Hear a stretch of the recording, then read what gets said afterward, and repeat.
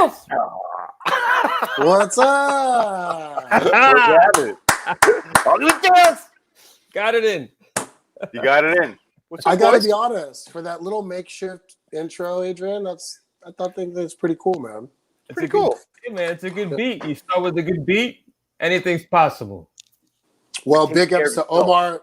Big ups to Omar Fadl, who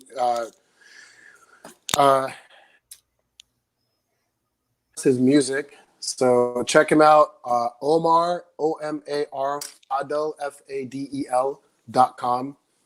Beautiful musician, music composer, one of my brothers and best friends. Hi, everybody. It is September 4th, What's up, people? Friday. Eric Mills, Adrian Alvarado. What's up? What's up? This What's is up, episode all? 6 of Hollywood Tales. How was your week? Week was good. Week was tough. Week was, back to work. We're not in the trenches yet, but we're back to work and we're scouting and excuse me, trying to get a lot of stuff done in a very, very small amount of time. So it's it's stressy, but it's cool. It's good to be back. It's good to it's good to be back. Say hello to Liza, Ahmed. Just say hi, Liza. Hi, Hi, Liza. There you go. Hi, Liza. It's good to be back. It's good to be back with the people that I work with because they're all fucking mad cool, and it's nice. So how about you? Just for the people that are tuning in, thank you for tuning in. Your location managing on an HBO show. I am, yeah. It's an HBO show. It's called Mayor of Easttown. It's starring Kate Winslet, Guy Pearce, Gene Smart, Julianne Nicholson. It takes place here in the outskirts of Philly. HBO, dark, murdery miniseries, good stuff. Very Guy dark, Pearce? very good. Sorry? How's Guy Pearce? How is he? I don't know. I mean, like, You've never how met him. Is he doing okay, or how is he? Is he like? I mean, cool think he's doing okay? Is he alive? Is he I alive? mean, like you've clearly met him, like you've had interaction with him. I have not. Oh, really? No, I have not Okay. met Guy. Very often on shows, because I do locations, I don't really interact with the actors much. Sometimes I do, but not always. It's more on the rare side, because once they're there and they're on set and they're on location, my job is basically done, other than making sure that nobody burns the fucking house down. You know what I mean? My scouting's done, my prep is done, all that stuff is done. So I'm just kind of there putting out fires, and they're working. So I don't want to get in their face, but occasionally I will, and 99% of the time they're very cool. I've heard Guy is pretty cool. Kate's pretty awesome. Kate's rad. You've met her. I've had some interaction with her, not a lot, but she's cool and everybody loves her. And Gene Smart, from what I understand, is very, very cool. I haven't really done a lot with the actors on the show. Again, sometimes I do, sometimes I don't. But how many Guy is fucking locations rad, if that counts. How many locations are you scout? Like, how many per episode? Like, how many locations are the writers, including? It's not necessarily per episode. I think when we started, and I could be off on this, but I seem to remember we were looking at, I want to say, upwards of 150 or 160 locations for 100. Are you serious? For 104 days of filming. That's a lot, dude. And again, those numbers could be slightly off, but it was sort of something over like 100. that. So it's a lot, yeah. And you have to go in. It's all me, man. It's all me.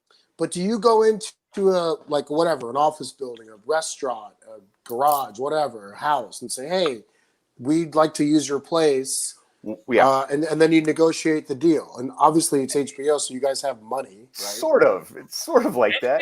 HBO's a little cheap. Whoa! Actually, on this show, they've been great. They've been great. But we've run into things like COVID, and we've run into all kinds of shit. But yeah, I can't talk about it. What we do is we figure out what we're looking for. We have like a concept meeting. My department head will have a concept meeting. Brian O'Neill, who Adrian knows, who actually is how Adrian got here. He suggested Adrian, so thank you, Brian. Big B. And they have a concept meeting, and then we talk about all kinds of stuff, and then we start scouting. And basically, A lot of times it's just knocking on doors and they're like, "Hi, can I help you?" And you're like, "Hi, I work with HBO and I'm scouting for a TV show and we might want to use your house. Can I take pictures of your entire house in and out?" In Los Angeles, it's a pain in the ass because everybody's sick of it. Here, it's cool because they do a lot less filming here. Like M. Night Shyamalan films here. He filmed all his movies in the Philadelphia area. He's from the area. And Netflix is here doing a show, and there's been more filming here. All the Rockies have shot here, but by and large, there's not a lot of filming here. So when I knock on the door and I say I'm scouting for HBO, more times than not, people are excited because there's still that magic. There's a filmmaking movie magic, and they're like, "Oh wow, that's really cool. They want to move my house. They want to use my house." Now, do you have a team, or do you go in like with just you and an assistant, or how does that? No. How many people are? No, we have a pretty good sized team. We have 1, 2, 3, 4, 5 or 6 keys, and then we have about 6 assistants. I want to say I'd have to count dedicated to location. Would you say Yes. your strictly dedicated to location? Just the location department itself is 10 people. Is bigger than that. I think the last count it might have been a little bit bigger than that. I don't. That's a lot. Now that we're back, I don't know who came back, who exactly is with us since we've started up again with COVID. So I can't say an exact number, but it's a good amount of people. But we have a lot of work to do, and people don't think, they go, "Oh, they're at a house." There's a lot of prep. There's a lot of scouting. There's a lot of permits, a lot of paperwork. There's a lot of vendors. There's cops. There's road closures. There's parking lots. There's catering. There's base camps. All kinds of shit. So how do you find time to do this podcast? That's what I want to know. I do a lot of speed. Still available. Adrian, how was your week? It was good, man. Busy and eventful. Getting ready for school openings and figuring out how we're gonna get these kids educated nowadays. So that's kind of what I'm dealing with. I got the kids. You have 2 kids. How old are they again? I got 2. They're 12 and 11, and they're starting some distant learning. Adults, so we're kind of How's that going so far? Have they started yet doing the homeschooling stuff? Yeah, right. Well, they finished a year that way. So we did it last year since April. So we're already broke the cherry on that. So now they're not unfamiliar with it. Right. But they had the orientation for my daughter, who's a year behind, who's starting middle school, and at least they showed them the school, so you can at least see what's going on. You know what I mean? And then not feel like you're just foreign, and you can sort of visualize your classroom and meet your teacher and whatever. So yeah, we did some of that, and then just hanging out, just getting ready to relax. We're getting some good weather finally up here. So any Labor Day weekend plans for you guys? Nope. No, I just got my bike out of the shop, so I'll be doing. It's beautiful. We finally have a beautiful, beautiful weekend, and it's a 3-day weekend. So I'll be doing a lot of riding. I may ride up to I'm going to ride up to Jersey, as a matter of fact, and see Eric. Yes, I'm going to go see Eric, so our last guest, and we're going to let's recap, Eric Mills. Let's recap on our last guest. Okay, so replacement singer for the Village People. Why don't you take it on? Our last episode that we did this last Tuesday, we had a guest on, a friend of mine, a lifelong friend of mine. His name is Eric Anzalone, or Abby, and that's a whole other story. But Eric was on, and Eric has been in the Village People for the last 25 or 26 years. And Eric is great. He was in a punk band for years, and he's a rock and roll guy. And he was living in New York 26 years ago, and was looking through the Village Voice and saw an ad. Famous disco group needs singer, or disco group needs singer, must have passport. And he was like, "Hey, what happened to the original singer?" Well, there were 5 or 6 singers. It was the Village People, so they're all singers. And it was Glenn, who was the original leather guy, leather biker, I guess. And I think he was sick. I think he had just found out that he was sick. So they needed somebody to come in. There's Eric. That's Eric after he took over for Glenn.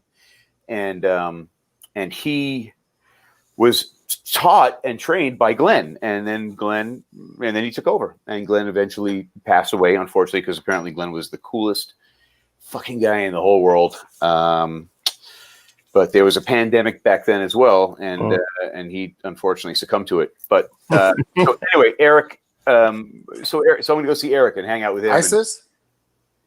It wasn't ISIS. What, the SARS? pandemic? SARS? SARS wasn't SARS either. It had 4 letters, but it wasn't SARS.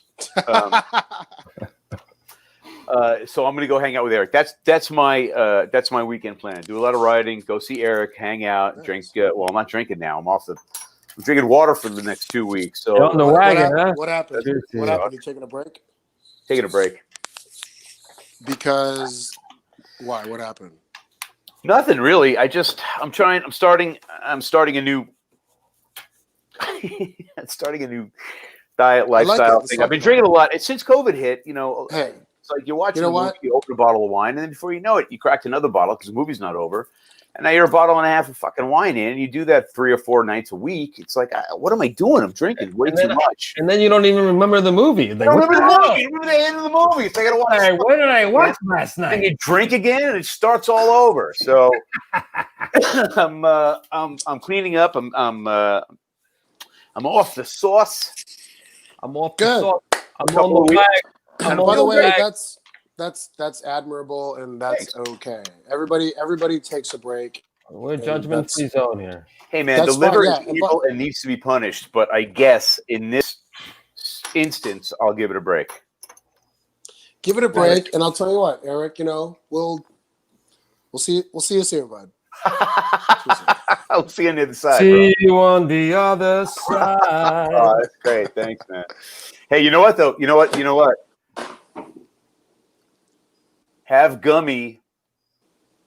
We'll travel. Oh, okay. Nice. Right. So you. I thought you didn't smoke. You're not into edibles and weed, but edibles you're into. No, I'm not. They're very low. They're very low milligram edibles. It's literally just to kind of. It takes the edge off. Takes the edge off. It helps me sleep. Otherwise, if I get in bed after not like having a glass of wine or something, I'll be like fucking wide awake for hours. I just can't turn the head off. This kind of helps. Yeah. Take the edge off. Oh man, that sounds so nasty. So there you go. So let's talk about this because we're live. Thanks for tuning in. Whoever is out there. We got some viewers. We're waiting for some comments. Comments, questions. Adrian, we got Adrian Alvarado, who's our co-host, producer, engineer. Eric Mills, my buddy from 30 years ago. My name's Ahmed Ahmed. It's September 4th. It's about 5:20 here in Venice Beach. You are in Philly. You are in New York. I'm just off the border. I'm in Connecticut. What are you gonna do? What are you gonna do? What are you gonna do, man? What are you gonna do? We have a cool episode. This is we're trying to bang 2 of these out a week. So right now this is episode 6. Adrian has really glued this podcast together. So thank you. And Eric, you're such a trooper and hard worker, man. Like you never sleep. I don't know. Like when do you fucking sleep, man? Sleep now. Great with the gummies, bro. Now that I'm on the gummies, I sleep the sleep of the just. So let's talk about this. We have is Dom backstage? Dom, you around, baby? If you guys are watching, this episode is about Adrian, Eric's, and our favorite acting gig. So it could be a play, it could be a movie, it could be a TV show, it could be one episode or a guest star. You had one thing that you did as an actor that was your favorite. So we're going to talk about that and how we're going to introduce that in. And what I'd like you guys to do is, because I know Dom, he's a friend of mine. Okay. You guys ask him all the questions. You guys chime in. I want to hear innocent new questions. Awesome. And I'll chime in when I have to. But he's a very handsome dude. He's really handsome. He's distractingly handsome. And when I intro him, when we bring him in, can you play some Omar Fado music, please? Omar Fado, okay. Omar Fadl, who is our mutual friend, music composer. He's lent us all his music for this podcast for free, thank God. Thank you, Omar. OmarFadl.com. Maybe we can even throw that up there, OmarFadl.com. Dom Raines is going to tell his best Hollywood tale, but you know him from Chicago Hope. He was in the critically acclaimed film called Taqwa Cores, who our mutual best friend wrote and directed, Iyad Zahra. This guy's literally works. It's weird because I don't want to like say, oh, he's not a household name, but I'll just, let's call spade for spade. When you say Dom Raines, it's not a household name, but it should be. But this guy works more than fucking Guy Pearce. Yeah, buddy. But after doing this podcast, it's going to be a household name. So this guy we're about to bring on, and Adrian, when ready to cue in the music, play the music, bring him on. Dom Raines, IMDb him, critically acclaimed actor. He's currently on the show. He's the new sexy doctor on Chicago Hope. He is of Iranian descent. He's one of my brothers from another mother. He got his sort of acclaim as an actor from Taqwa Cores. So I don't know if you can throw that up there, Adrian, but.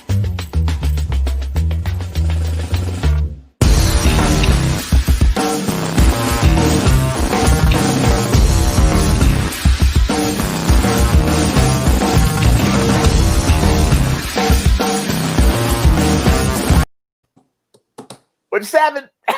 We're here. Oh. Oh. Yo! What's up, man? Oh, come on. You guys are ganging up on me now. Eric, I'm sorry, man. I saw it. I had to join them, man. It was just an excuse. I thought we were cool. Listen, my dad's been visiting, and for some reason, my liver hurts more. I totally get it, bro. It's all good. Cheers. What's up, Oh, Dom? man. What a setup, brother. I feel like I'm going to disappoint at somebody. I love how you said Chicago Hope. You know that was from like 30 years ago. I'm sorry. That's right, he did. That's I all. love you. Oh, man, I love you. That's No, fair. it's totally what's fine. the show? It's Chicago Med, but I kind of... What's so funny is our producing director was actually the producer on Chicago Hope, so he'll actually appreciate it. I'm sorry, I love bro. you, brother. Sorry. Listen, I meant to you say you Chicago, got but my half bad. of it. You got half of it right. That's okay. I think that was a Dick Wolf show as well. So I don't remember, but that's great. Nice. Well, cheers, Well, hey, man. guys. Thanks for having me Cheers, on the bro. show, man. Thanks for coming Thank on you, board, guys. Dom. Cheers, brother. Cheers. Thanks for being on the show. Hope I get to do one of those gummies with you at one point. You got it, bro. You got it. As soon as I get back to Chicago. Yes, back in Chicago. So, Dom, where are you living now? So I'm in Chicago right now. You are in Chicago. All right.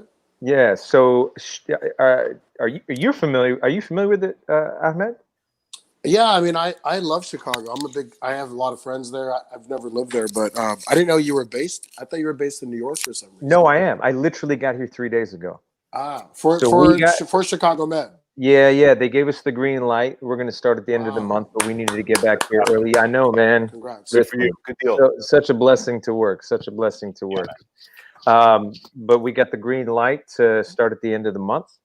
So they asked us to come back, for all the testing, and it's going to be like 5 tests a week. I think 3 in the nose, 2 another way. I think temperature and all that. So one up the butt, something in that range. Make sure they get it all right. They tickle everything. They tickle everything. That's they tickle everything for sure. You know what's great about the 4 of us being in this little Brady Bunch quartet circle, or whatever you want to call it, is that we're all actors. Yeah. At the end of the day, we do other shit, but Adrian's an actor. I'm an actor. Dom, obviously, Eric dabbled in it and had some success, and then got into other stuff. But this is cool to have a sort of actors quartet, in this box of 4 of us being able to talk about our experiences. So, I know Eric, Adrian. I want to let you guys, I know Dom. We're buddies. We're friends. So why don't you guys, from an innocent place, what you don't know about him. And maybe Adrian, you can throw up some pictures and links and stuff about Dom, maybe his Instagram. But why don't you guys, take the reins here? Well, I have. Thank you for that intro, brother. I was reading up some stuff on you, Dom, and I know that you were born in Tehran, and then your family went to London and then Dallas, right? Yeah. So did you grow up in Dallas? Did you get there? Yeah, I did. We moved there when I was about 9, and I was there till I was about 22, and then caught the acting bug there in Dallas from a couple of projects, and then went to New York or LA? Went to LA. Was in LA for another 14 years. Right. Met my wife, got married, and then we moved to New York. She's a New Yorker, but then I've always wanted to live in New York. And nice. Where you live in New York? Downtown Brooklyn, man. I'm ready to get out. I'm done. Down by like Dumbo, down around there. Yeah, like walking distance to Dumbo. I mean, Dumbo's nicer. Downtown Brooklyn is just nonstop construction. Oh yeah, I know this. My cousins have a couple of buildings down there. My family's from Brooklyn as well. Okay, yeah. So I mean, it's just nonstop. I mean, yeah, it's crazy.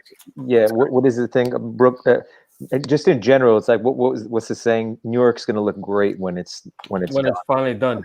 Yeah, right. It's been like that for the last fucking 10 or 15 years, right? I mean, it's been like nonstop. Oh, and I think it's just going to keep going. But I do think the virus is just going to change the playground a little bit because, I mean, who wants to live? We are living on the 46th floor of one of these residence buildings, and right. it's kind of like it's nice to be in a building like that. You got your space. You can, downstairs you got the express trains. You got amenities in the building. You can go work out, whatever. Trader Joe's below you, all that, and you pay for that. But then all of a sudden something like this happens, and it just levels it all, and you can't leave the house. And then and what's crazy is, we were looking to buy in different places like Los Angeles, even upstate New York, Connecticut, but land during this time just skyrocketed. Oh, it's insane. Oh, man. Stacey Jane just said, finally, a pretty face. Just pretty. Stacey Jane is my baby mama. Oh, yeah. So there you go. So pretty great. face. Thanks, Dom. Good job. Here you go, Stacey. There you go. No. You're welcome. No. you got a pretty everything going on right there for you. There it is. Guys, I think I just listen, all that's changed. Guys, I need to pre-pandemic. Pre-pandemic.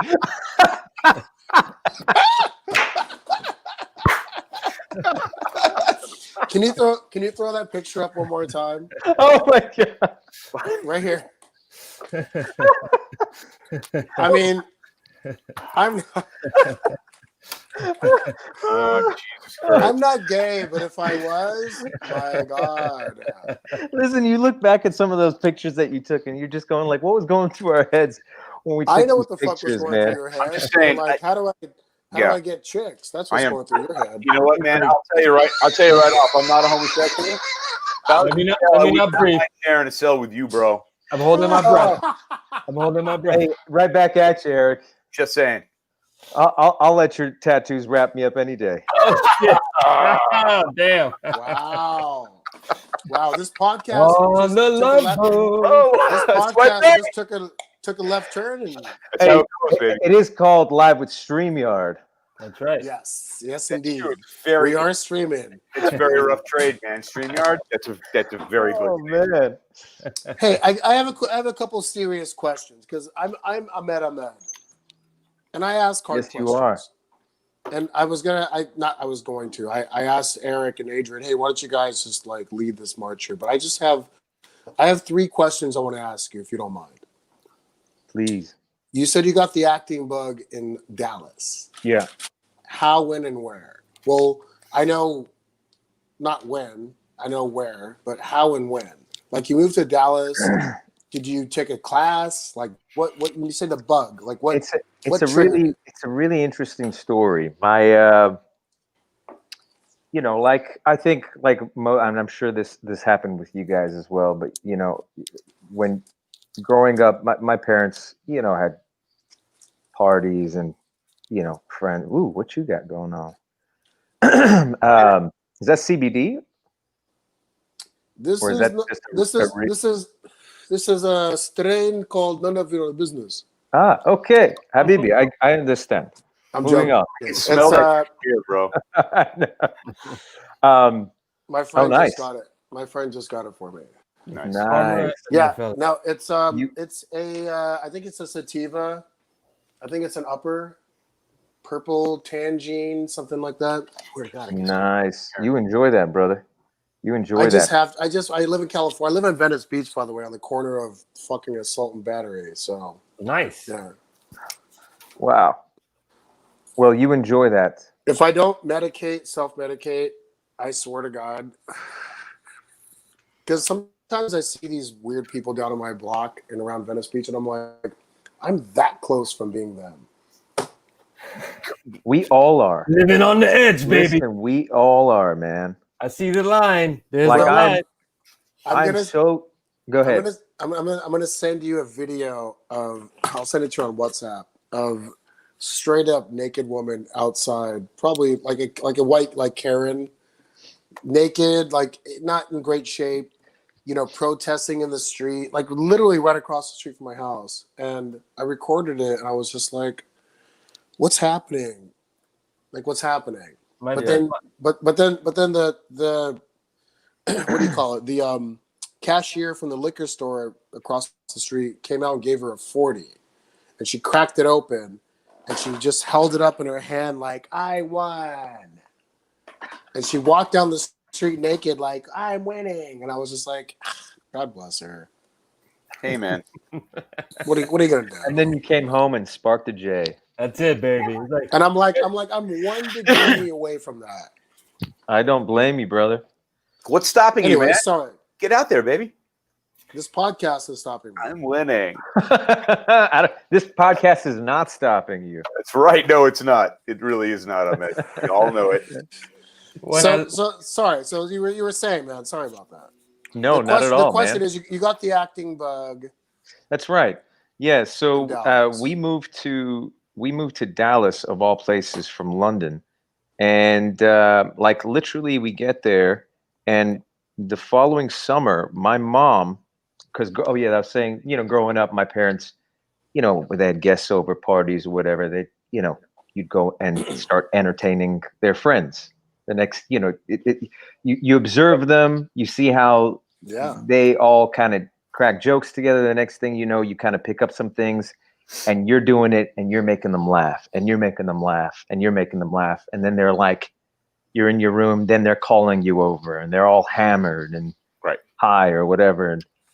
And so that kind of continued. And my mom, I think she came up with this idea. She was like, and she told us, she was like, you know, I always just saw you guys just were so funny. And I just loved the way you guys worked together. You guys were so cute. And I just felt like you just needed to be in Hollywood.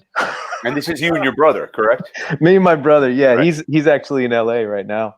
Copy that. And so when we moved to Dallas, then she started. So your mom inspired you to be an actor. My mom kind of, she planted the seed. So she. I mean, you were kind of doing it, but your mom was like, "Hey, you should take this seriously." Yeah, we were just I doing wanna it get being paid too. completely. And I used to love watching. Yeah, exactly. Right. Yeah. Total stage mom action. Total stage mom action. I loved watching movies. I love watching Bollywood films. I was a huge fan of Amitabh Bachchan. I don't know if you're familiar with the actor Amitabh Bachchan. They're really famous. He's like their Al Pacino. Yeah. Yeah. But he's a lot older right now. I don't know if did you remember the oh man. It was a film Leonardo DiCaprio did. It was an old Gatsby. You remember seeing that one? Yes. Do you remember the Indian actor? The Great Gatsby. Yeah, you remember the gray-haired Indian actor that was in the big party? Him, Amitabh Bachchan. Isn't he still around? He's still around. He's still around. Yeah. Amazing, amazing actor, and I grew up watching him, and I used to love emulating him.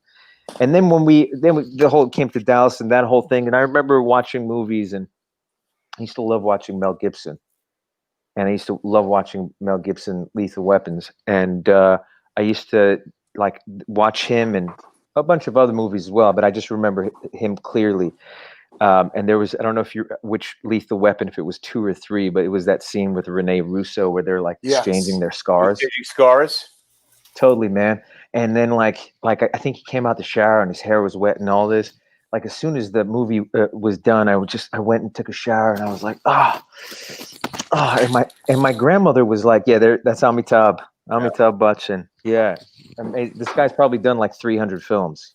He's a legend. Amazing guy. Amazing actor. I think part of what I loved about watching him is he reminded me of my dad. My dad's a very dramatic character. And so there was, I don't know, maybe watching him helped me understand my dad a little bit more as I was getting older. And what did your parents do growing up? Like, what was their? Yeah, so my dad was interior design and construction, and London. It was a very, because it's a very densely populated. You're dealing with like flats that people want to remodel over and over and over and over again. Right.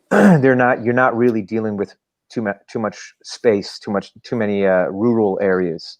So people there's a lot of remodeling, there's a lot of renovating. So it was very lucrative for my father there. But Dallas was a different beast because there's a lot of land and no one wants to remodel these copycat homes. They want to build new ones. And he didn't really get into development. So that was more or less his thing.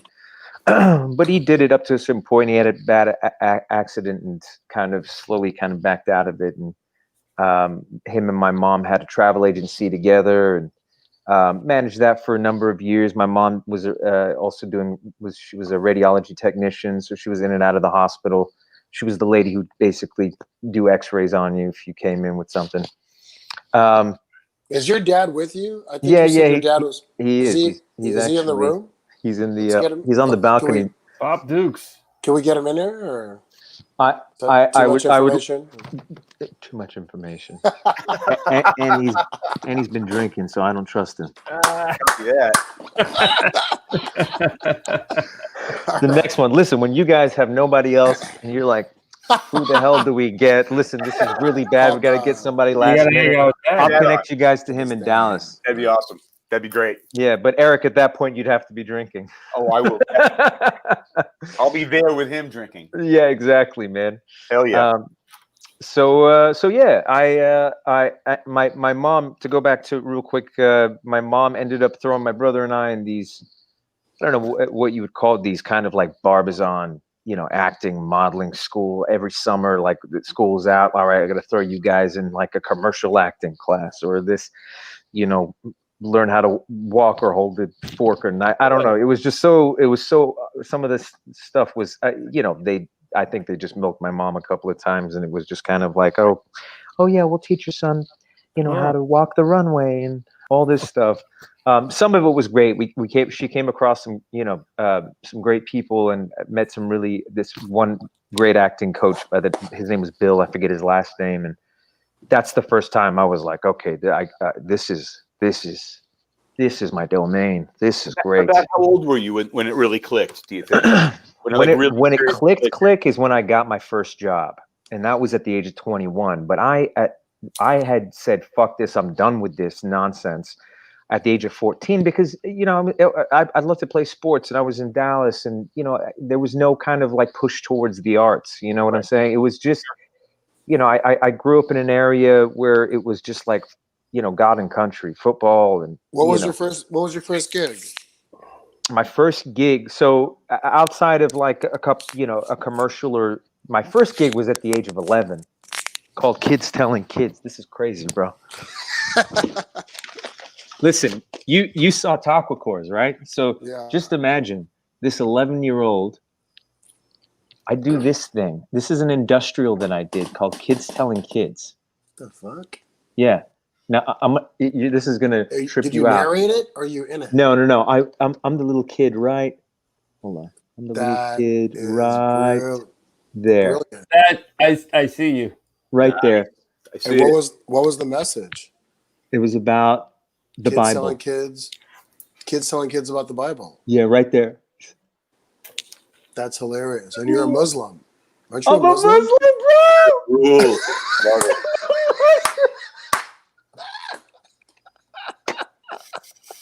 Yeah. What book? See, this is America. God's love. What This is America. talks about our sins? What book talks about forgiveness? This Are was you actually. serious? I still remember the song, bro. That's crazy. Wow. So hold on, you're 9?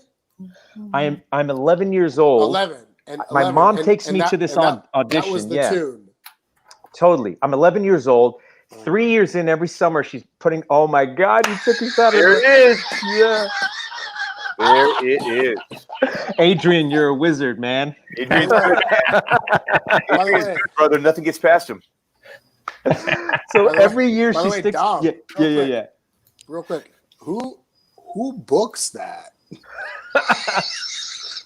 Like, who's the casting director on that one? Listen, Was. yes, a good question. I don't remember, but I do remember this part of it. Every year, my mom is sticking us in these classes. God bless her. I love my mom. She's such, and she's the person who laughs at the stupidest things you do. And you're just like, God bless you. I love you. I could just fucking just bang my head against the wall and you'll fucking love me for it. I love you. She made you a star, bro. Oh, God bless her, man. She did the right thing. Say that again? She did the right thing. Yeah, no doubt. Well, She knew what she was doing. I don't know.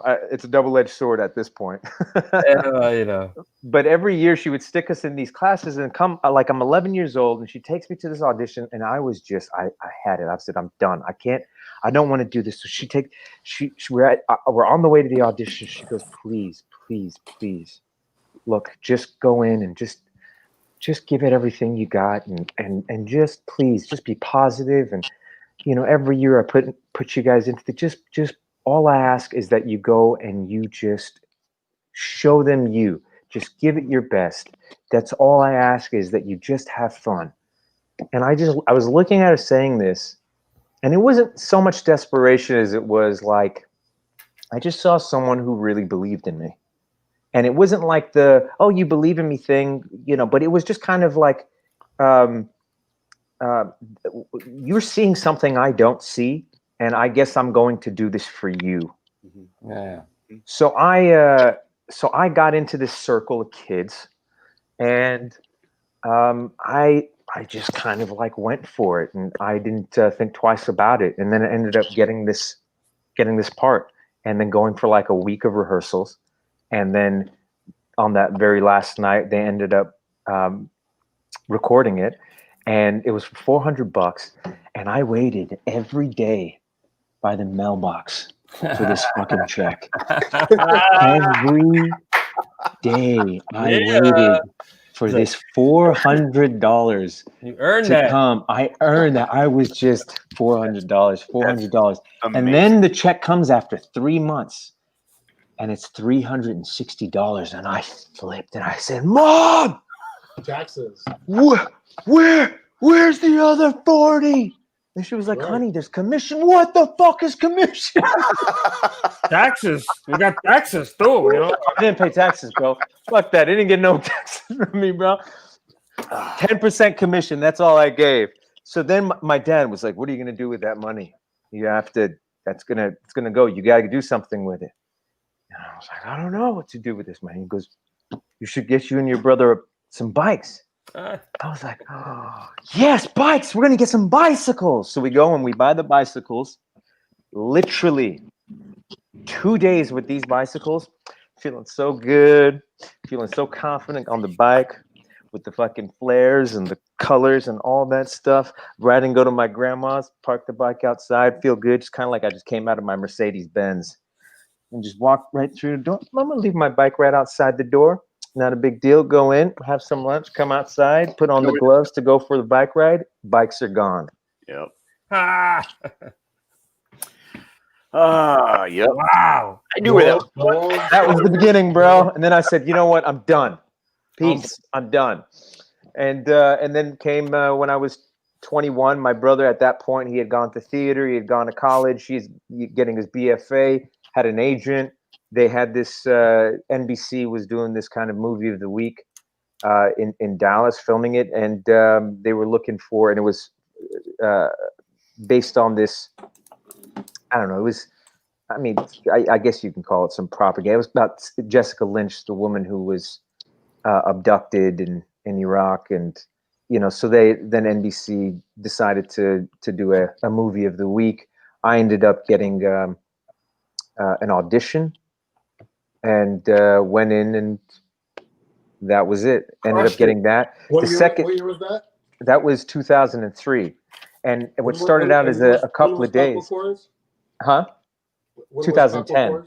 2010. Okay. So what started out as a very kind of a small part ended up being a supporting character in the film, Right. and that which was great exposure. And then I was studying biology and criminology at the time, thinking that this is what I was gonna, my path is clear. This is where I'm going.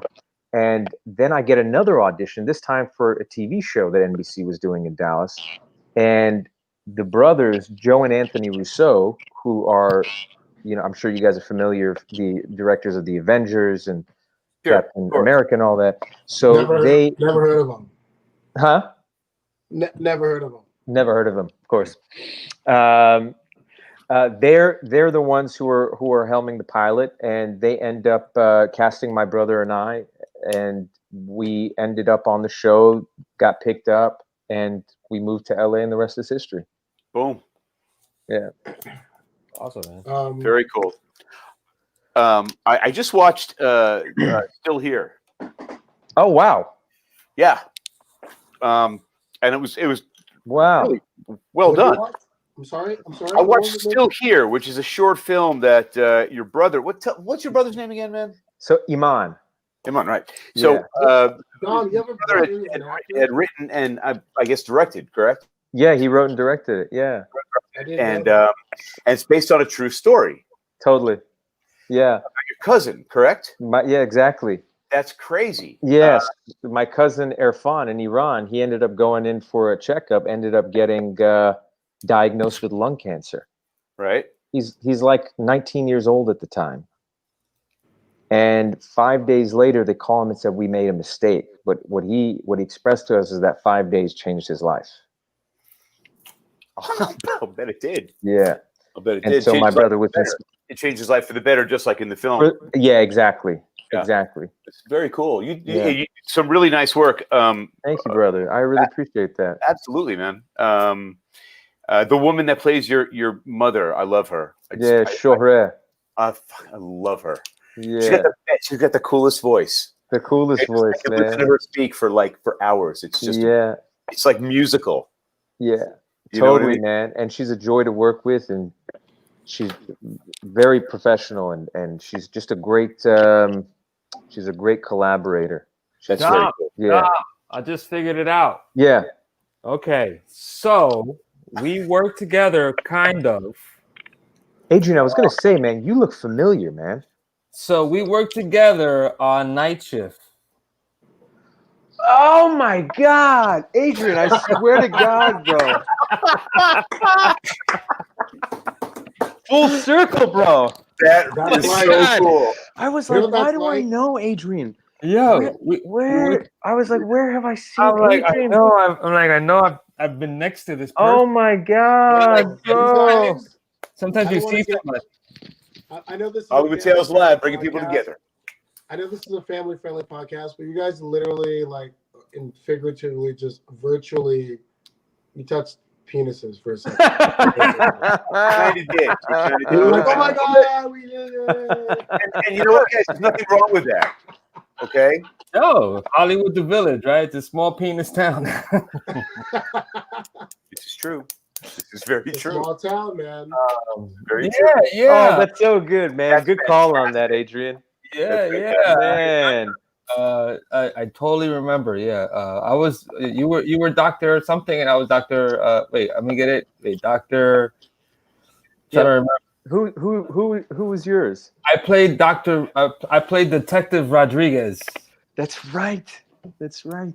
I was just like I had a couple episodes of that, but I was like on I was on GH, and then Yeah. they brought me in for a few of those in there, and then I was You like, guys oh, were just young kids back then. Just little Yeah. Dude, that's crazy, man.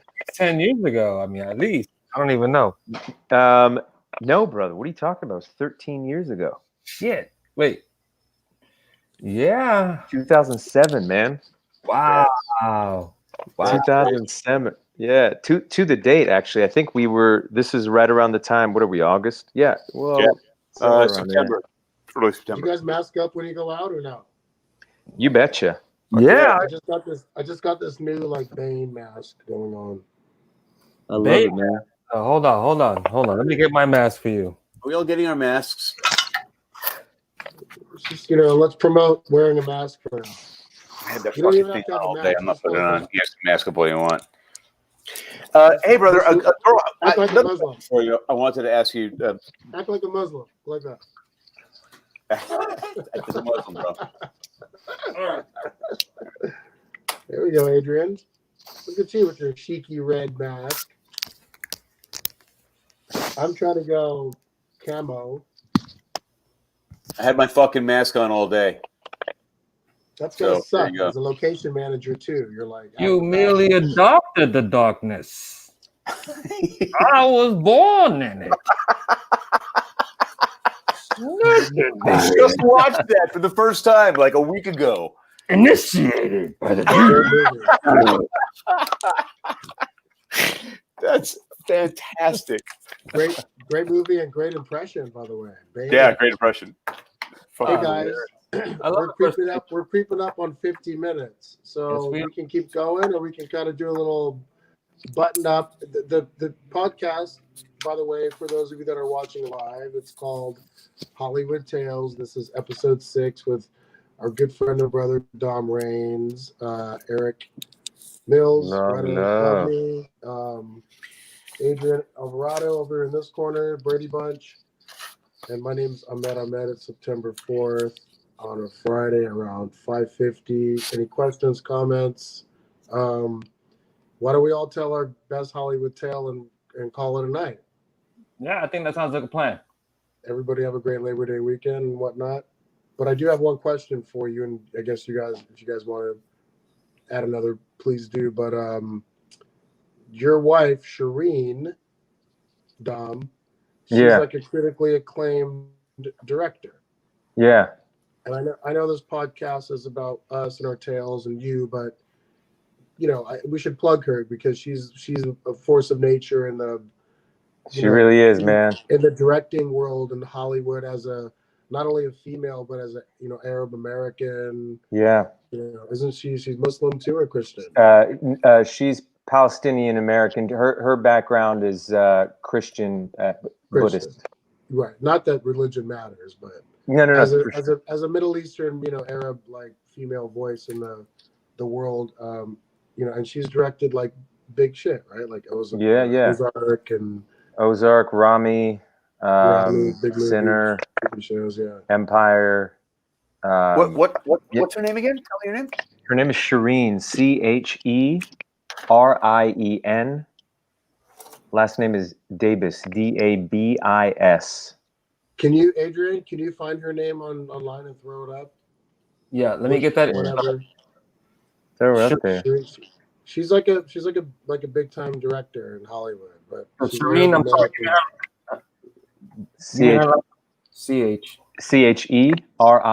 Cherien. And then last name is Davis, Dabis. Got it. There you go. And so you guys, there's a little bit of like a because you told me the story, of like how you guys met, and there's like a cool like backstory to it. So there's a bit of like almost like and I'm just using this as a loose example, but like a John Lennon, Yoko Ono kind of vibe going on. I love you. You're the best, man. No, because there's just so much support. That's a lot to between you live up guys. to, man. No, I see that. I feel it. I don't know you guys on that personal, physical level, but I can just tell when there's discussion between the two of you or about each other or whatever. There's always just pure love and support, and so that's really cool. That No entertainment doubt. industry. You're an actor. She's a director. You guys have different, similar agendas, but coming from a different place. Completely. She sees it, Yeah. and you feel it, kind of thing. You know what I mean? Yeah, no doubt. She's incredible, man. She really is. I mean, yeah, that's her. Beautiful. Yeah, she's definitely made me a better person. I know that sounds cheesy, but she's man.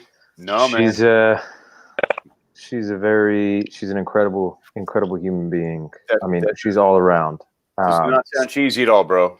Yeah, she's, besides being beautiful, she's one of the most intelligent people I know, caring, kind, generous people I've ever met.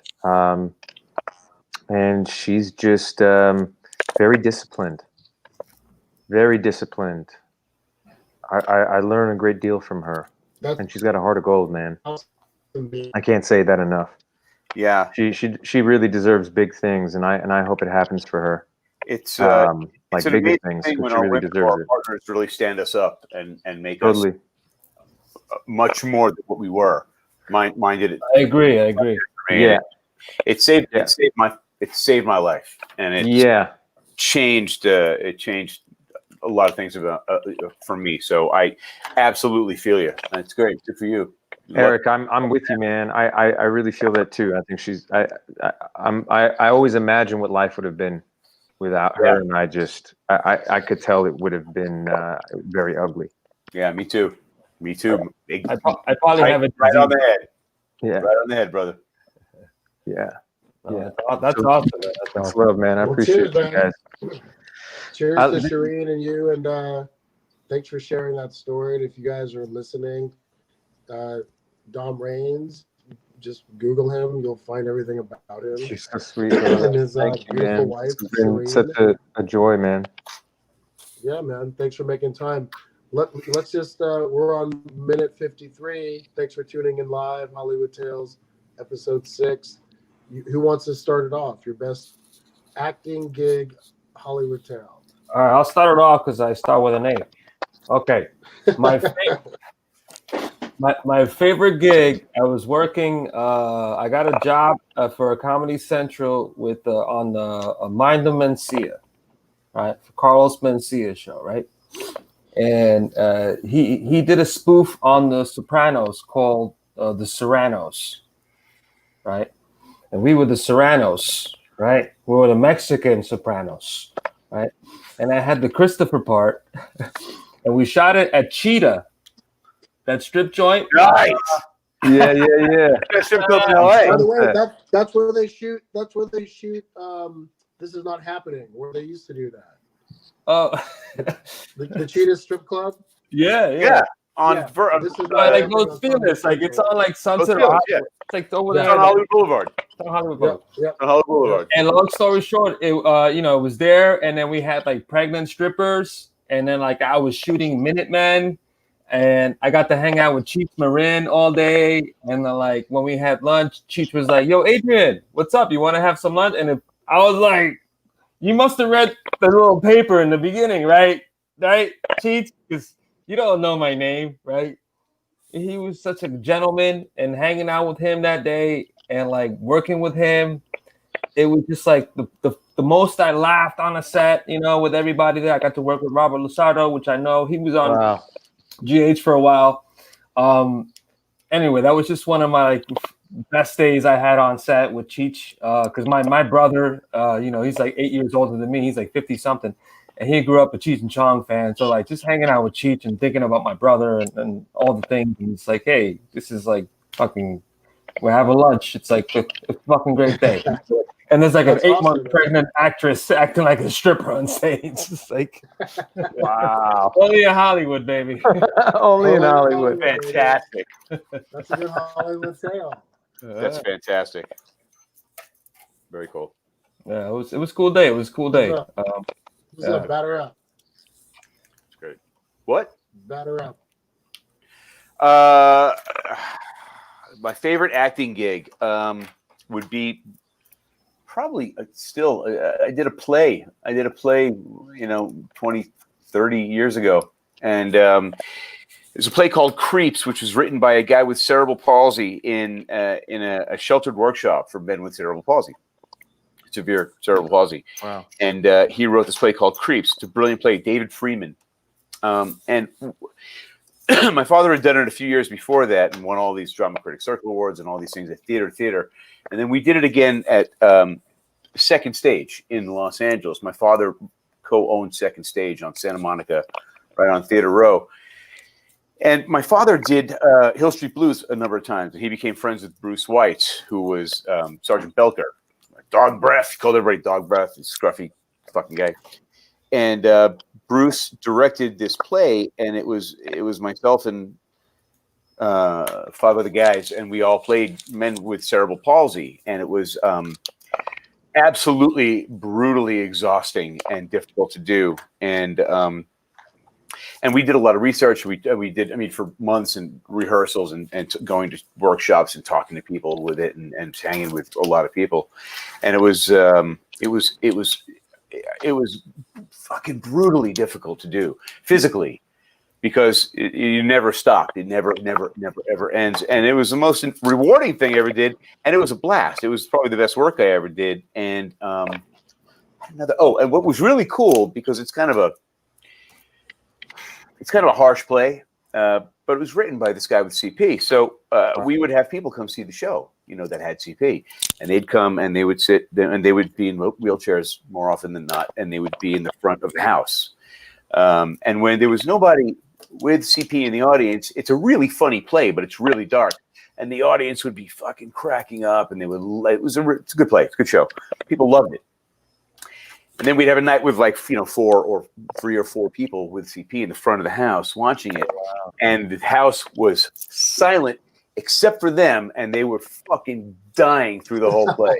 And everybody else was kind of freaked out. And so I'll never forget that. That one little thing. That happened a lot. But it was some of the best times I ever had on stage was that. And I was working with my father as well. My father was in when we went the second time, and we were 2 leads in the play. It was great. That's probably one of my favorites. It was great experience. That's cool, man. Amazing, man. Amazing. Yeah, thank you. Theater Row. Remember that first film I told you guys I got cast in Dallas? Mm-hmm. Yeah. My dad was in that too. Nice. Cool, man. Really? Did he play your dad? Were you guys playing? No, he played the lead's dad. That's awesome. That's great. I love that. Yeah, it was really cool. That's very cool. Very cool. I'll tell you guys this: when I did Taco Cores, Ahmed, I was in Cleveland, and I had the whole mohawk, and I went to sleep like that, woke up like that, just adjusted. Do you have a picture of that, Adrian? Do you have can you pull a Taco Cores image? I can find one. Picture of him with the mohawk. It's wild. There's another one of him playing guitar. There's a YouTube clip of him playing the Call to Prayer. There's a lot of shit online. But maybe just if you can pull up the image, because I want people to see what you're talking about. Yeah, sure, yeah. Anyway, so that film got a lot of you guys got death threats, and people were not happy about that. Yeah, there was people who weren't happy. I mean, not death threats, but you guys got some aggressive complaints. Yeah. Our friend, the director. This one dude got really This one dude got really aggressive with me. Really? Time, yeah. Really? Yeah, just very closed off to it. He didn't understand. But he was an Iranian dude, and he was very new to America, and it was just like, you don't know what it's like for someone like me. If I went to Iran right now, they're not going to accept me as an Iranian. Yeah, they'll say, "Oh, yeah, okay, you're an Iranian. You're an American." Like, let's be honest.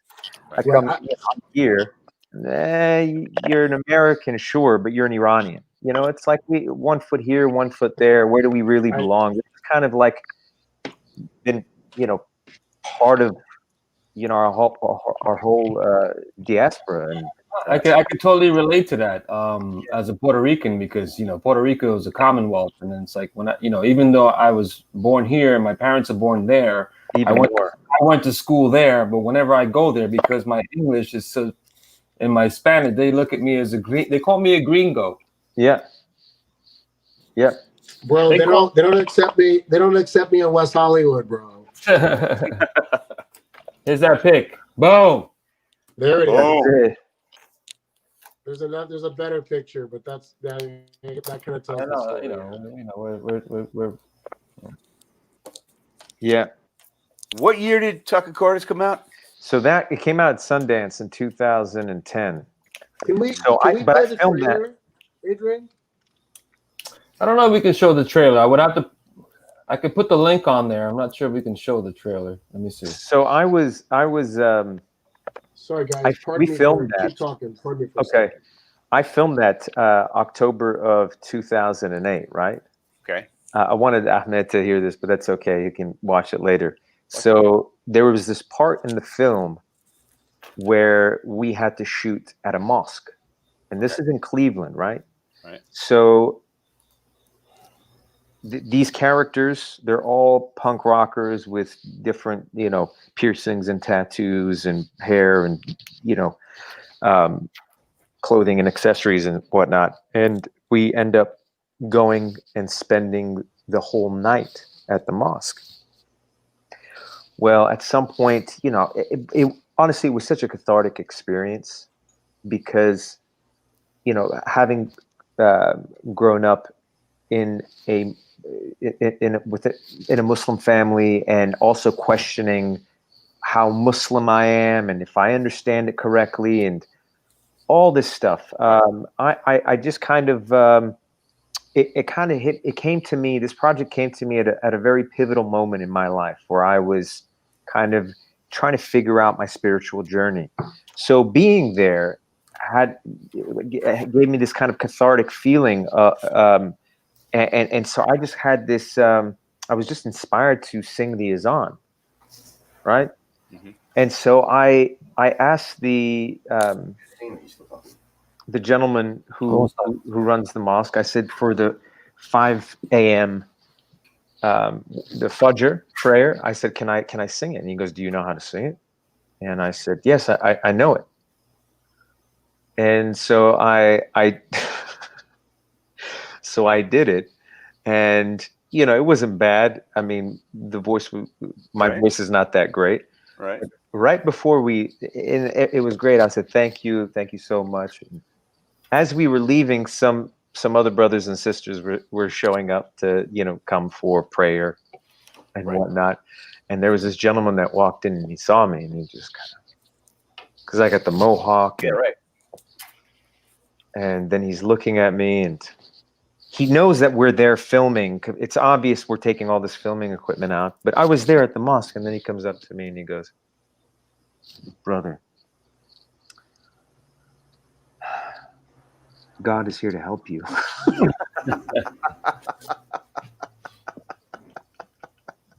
And I just remember thinking to myself, man, wow, this is very telling on so many levels. It really is. It was such an interesting moment for me, not only for the film, but in my own life. I'm sure, not only how we perceive things, man. Like how we, everything is so subjective. We have an idea of something, and then all perception, man. It's all perception, brother. It really is. It's so subjective. If you keep that in mind, with most of life, it'll help. Yeah, no, for sure. That's absolutely right, man. That was a moment that stuck out for me within my experience of filming and projects and whatnot. That was one that definitely sticks out. That's a great story. That's a Hollywood tale. Yeah, Hollywood tale. Ahmed, you're gonna have to watch the show now. You gotta have one. You got You actually have to watch our show now, bro. You got to hear the story. You will dig this story. We're gonna wrap it up with your Hollywood tale, Ahmed. You got one? Yeah, I do. But sorry, I had to pee. Sorry, I'm human. Sorry. Hey, we're the ones that are drinking, man. What do you need to go pee for? I know. Yes, baby, it's still alive. I'm 50. I got to pee like every 23 minutes. My bladder is just screaming. My best Hollywood tale as an actor, I don't have like a best one, but I have like a memorable one that kind of made me realize that I was a good actor. So, you remember the show and know the show Punked? MTV Punked. Oh, yeah. You all remember that, Ashton Kutcher? I saw that episode. Absolutely, yeah. I did 4 episodes and I got fired. But I didn't get fired because I wasn't a good actor. I got fired because I was a good actor. And too many people recognized the episode that was the climactic episode. So, long story short, I kind of like gave up on acting. I didn't want to play terrorist roles anymore. I was kind of focusing, I was 100% focusing on stand-up comedy. A buddy of mine's friend was a friend of an agent's assistant at WME that rep Ashton Kutcher. And they had done the first season of Punked with Dax Shepard, and who was the other actor on there? Dax and whoever. Anyway, they didn't think the show was going to... I can't remember. Huh? I said I couldn't tell you that on a bet, bro. Anyway, the first season of Punked, like, they didn't think it was going to get any traction, and it did. So then they were, like, scouring around for actors to, because they can't use Dax and the actors from season 1. So they had this audition series, and they came to see me at the Comedy Store one night. And the booker was like, hey, the writers and the producers want to meet you tomorrow morning at 10 a.m. I said, sure. I showed up. For some reason, at that time in my life, just for whatever reason, I was rocking a mustache. Like, I had this big, like, bushy, like... It wasn't even because I was doing it for, like, a role. For some reason. For some reason. I just was like... I was just Hollywood. I don't know. I was just Hollywood. I There was was. Hollywood. For some reason, there's no reason. Sometimes you just like, I'm going to crush this fucking weird sideburn move. Bro, I rock a mustache every, twice a year. I'll rock the porn stash, man. Fuck it. It's all good. I'm not. Next episode. Mustache episode. Thank God I'm not in that one. Shireen will divorce my ass. So it just so happened during that time that they saw me at the Comedy Store to come audition for Punk. I was crushing a mustache, like a 70s porn, like Magnum PI mustache. Handlebar. So I go into the audition the next day. It wasn't even an audition, it was a meeting. And they were like, Jason Goldberg, Eric? Jason who? Jason Goldberg. He's Ashton the name's Kutcher. not familiar. I don't think so. He's Ashton Kutcher's like right-hand guy and did everything. Like, he ran his production company for a minute. Okay. Anyway, he's like this big, like, intimidating guy and his writer. And I walked in and they were like, thanks for coming in. This is the show. Have you seen it before? And I was like, yeah, I saw a couple of episodes on season 1. You guys punked Pauly Shore, Justin Timberlake. It's a fun show. It's kind of a throwback from Candid Camera and that kind of thing. They're like, yeah, exactly. I was like, yeah, it's fun. It's exciting. And they're like, we're looking for actors, right away to replace the first ones because we didn't think the show was going to go. So we need people that can play like firemen and cops and just regular people on the street and blah, blah, blah. And I was like, yeah, And they're like, what do you think? And I was like, look, I think it's a fun show. I'll be honest. I was approached by an agent's friend of a friend. I'm a stand-up comic. I don't know if you know my history and stuff, but I'm trying to develop and create my own stuff. And I think if I did something like this, it might be a little bit, under my radar, not beneath me, but just not my speed. But I just wanted to come meet you guys and you know, I wish you the best, and you know, thanks for making time to just, you know, let me come in here. And I walked out of the room, and they were just like, "The fuck." And I walked back in like 2 seconds later, and I was like, "I'll take the gig." I want to give them more money. You punked them. And they were like, "Oh, that's what you fucking punked us. That's what we're looking for." La la la. I just went in real poker face, and they bought it for some reason. And I think the mustache helped. The mustache helps everything, bro. And then I did 4 episodes. We punked Travis from Blink 182. I played a waiter that was hitting on his girlfriend in a restaurant. We punked Laura Flynn Boyle. I played a gay like clothing store salesperson. Me and Steve Renazizi. We punked Outkast. Remember the rap group Outkast? Yeah, big time. A little bit. They rented a Mercedes Benz and they went to a party, and then we replaced the Mercedes Benz with another car. They crashed it into a window, and I was a fireman on the scene. It was a whole production, like $500,000. I think I saw that one. And then I remember that. the last one was Halle Berry. And she did a movie called Gothica with Robert Downey Jr. And we had it to where when she walked up the red carpet to come into the movie premiere, I was the fire marshal, and I shut the velvet rope. And I was like, "You need to wait." She's like, "I'm Halle Berry. This is my movie." And I was like, That's I saw that one. You're a big star. I understand. Just give me a minute. We need to clear people out.